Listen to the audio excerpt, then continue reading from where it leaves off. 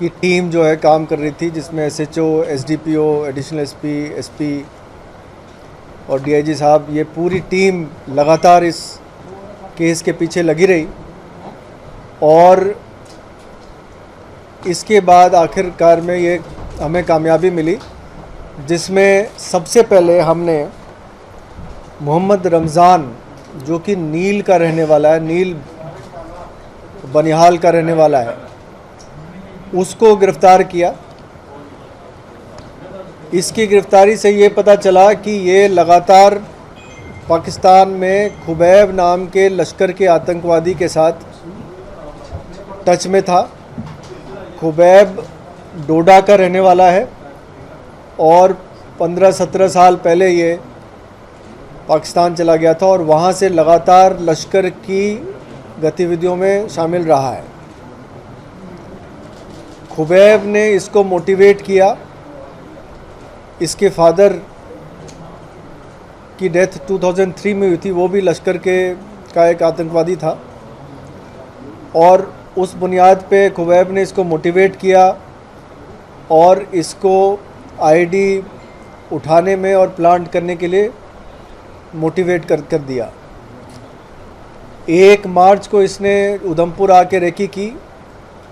इसको रिकनेसेंस वाली जगह का अंदाज़ा खुबैब ने दिया था कहाँ पे करना है, और उस रेकी करने के बाद 9 तारीख को इसने यहाँ आके एक स्पेसिफाइड लोकेशन जो कब्रिस्तान के पास था, वहाँ पे खुबैब के कहने पे आईडी उठाई, उसको एक्टिवेट किया और 10 से 12 मिनट का टाइम था जो इस आईडी पे लगा था।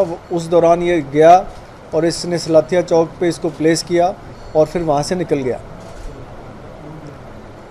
इस काम को करने के लिए ना सिर्फ ये सेल्फ मोटिवेटेड था, बल्कि इसको पैसे की भी प्रॉमिस की गई थी खुबैब के द्वारा, और कुछ दिन बाद इसके अकाउंट में 30,000 रुपये डिपॉजिट हुए। तफ्तीश के दौरान हमने उस 30,000 रुपये जिस शख्स ने डिपॉजिट किए थे उसको भी आइडेंटिफाई किया और उसको भी गिरफ़्तार किया। इसका नाम है खुर्शीद अहमद। ये देसा का रहने वाला है, देसा डोडा का, और इसने भी ये माना है कि खुबैब नाम के ही लश्कर के आतंकवादी ने इसको पैसे देने के लिए कहा था। जो पहले जो आतंकवादी जिसको अभी गिरफ़्तार किया गया, जिसका नाम मोहम्मद रमज़ान है, उसको पैसे देने के लिए खुबैब ने इसको कहा था और इसने उसको उसके बैंक अकाउंट में पैसे जमा कराए थे। ये भी लश्कर से इस तरह से जुड़ा है कि इसका जो ब्रदर इन लॉ है, ये लश्कर का आतंकी रहा है पहले, और अब जाके वो पाकिस्तान में सेटल है और लश्कर की गतिविधियों में वो भी शामिल है। इसके ब्रदर इन लॉ का नाम है बिलाल अहमद, और ये तकरीबन 2002 में यहाँ से एक्सफिल्ट्रेट करके पाकिस्तान गया था और वहाँ से तब से लश्कर से जुड़ा रहा है। इसी कड़ी में खुबैब की जो मॉड्यूल है जो यहाँ पे काम कर रही है, उसमें एक और शख्स जिसका नाम है निसार अहमद खान, ये भद्रवाह का रहने वाला है, इसको भी गिरफ़्तार किया गया है।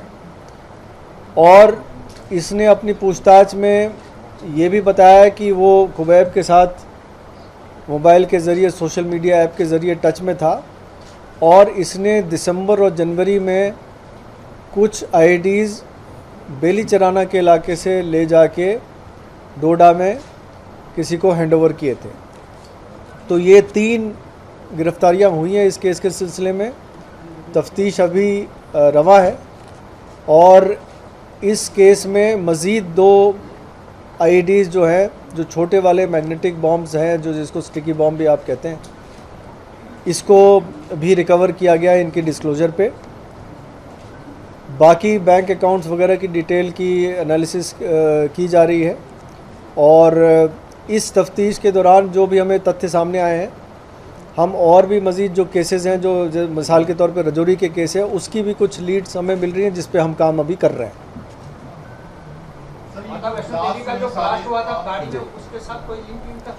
फ़िलहाल अभी तक उस केस से कोई लिंक नहीं मिला है, लेकिन तफ्तीश अभी शुरुआती स्टेज पे है बहुत सारे लोगों से इसमें पूछताछ करनी जानी है अभी। 10 से 15 लोगों को और पूछताछ के दायरे में शामिल किया गया है। मज़ीद खुलासे जब होंगे तो आपको बताया जाएगा। सर लेकिन ये जितने ब्लास्ट हुए थे, राजौरी पुंछ का हुआ, क्या ये कनेक्टेड हैं? क्या कुछ लीड्स आपको मिली हैं? मैंने जैसे कि आपको बताया है कि उधमपुर का केस तो इस मॉड्यूल ने किया ही है। कुछ लीड्स ऐसे मिल रहे हैं जिससे ऐसा लग रहा है कि राजौरी वाले केसेस में भी इनका इसी मॉड्यूल का हाथ होगा। तफ्तीश चल रही है।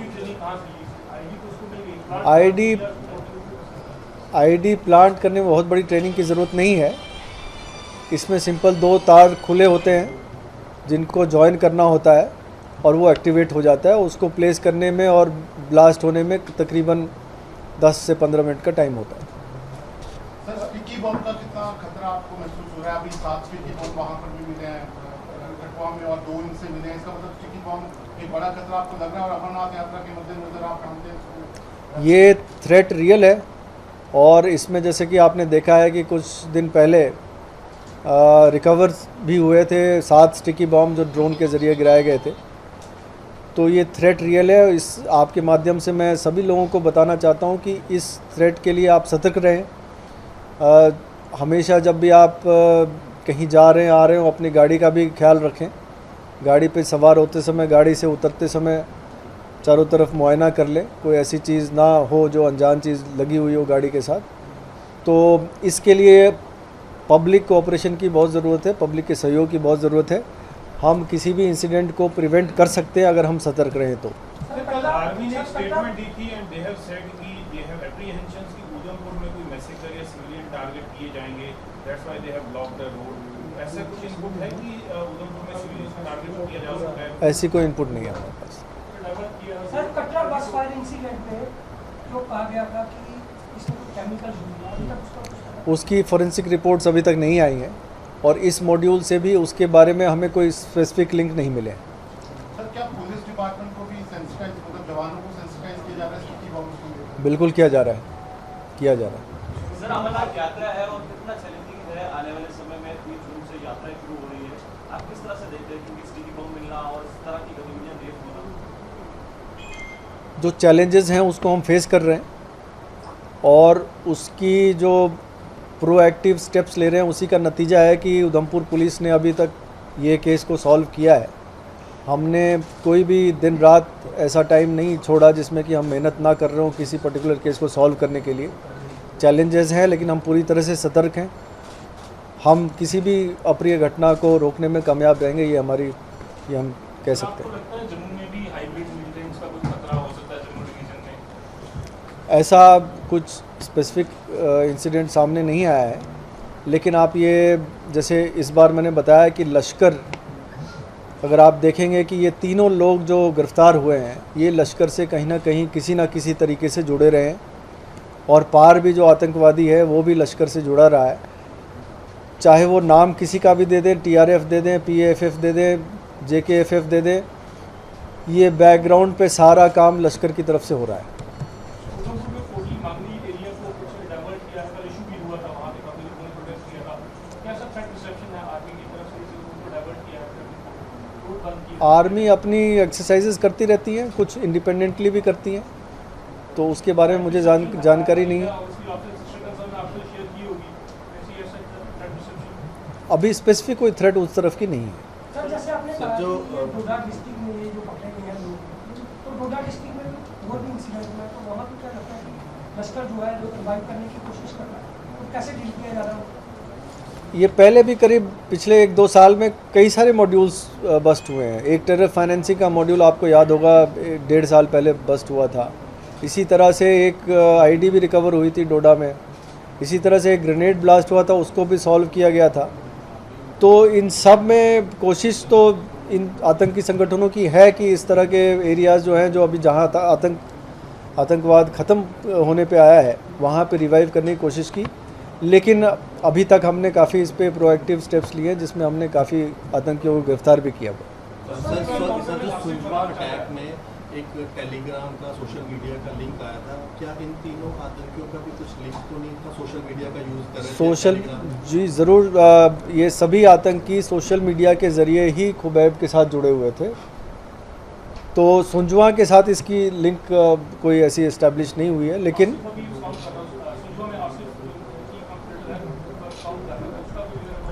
उसकी खोज चल रही है। कश्मीर पुलिस से भी हमने मदद मांगी है। अगर वो एक्टिव नहीं हुआ हो तो जल्दी पकड़ा जाएगा। जब कल एक इनपुट आया था कि कश्मीर में जो टारगेट और सेलेक्टिव किलिंग हो रही है उसकी प्लानिंग पीओके में की गई थी और उसी कोई 200 लोगों की लिस्ट जो है पीओके में तैयार की गई थी। क्या जम्मू प्रोविंस में भी इस तरह की कोई खबर है कि पीओके में बैठकर कुछ इस तरह की प्लानिंग की गई? पाकिस्तान पीओके में ज़रूर आतंकी संगठनों के ट्रेनिंग हेडक्वार्टर्स है, तो ऐसा हो सकता है कि वहाँ भी प्लानिंग हो रही है। कोई स्पेसिफिक ऐसी कोई स्पेसिफिक इंस्टेंस नहीं आई है। उससे रमज़ान जो है वो मनाली में था काफ़ी लंबे समय तक, तो वहाँ पर कुछ उसके बैकवर्ड लिंकेजेस जो हैं उस पर भी काम कर रहे हैं। हम कोई भी लिंकेजेस नहीं छोड़ेंगे, चाहे बैकवर्ड फॉरवर्ड किसी भी तरह की लिंकेजेस हो, हम हर छोटी चीज़ पे काम करेंगे ताकि आतंकवाद से जुड़े किसी भी लिंक को अनटच न रखा जाए। सर काम सुन रहे हैं कि इस बार अमरनाथ यात्रा में RFIDs यूज करने वाले, क्या इस तरह का प्लान आप लोगों का है और कैसे? ये अमरनाथ श्राइन बोर्ड की डिसीजन है, ये वाकई ये स्टेप लिया जा रहा है और इसकी जानकारी बहुत ज़्यादा वो अमरनाथ श्राइन बोर्ड ही दे सकती है।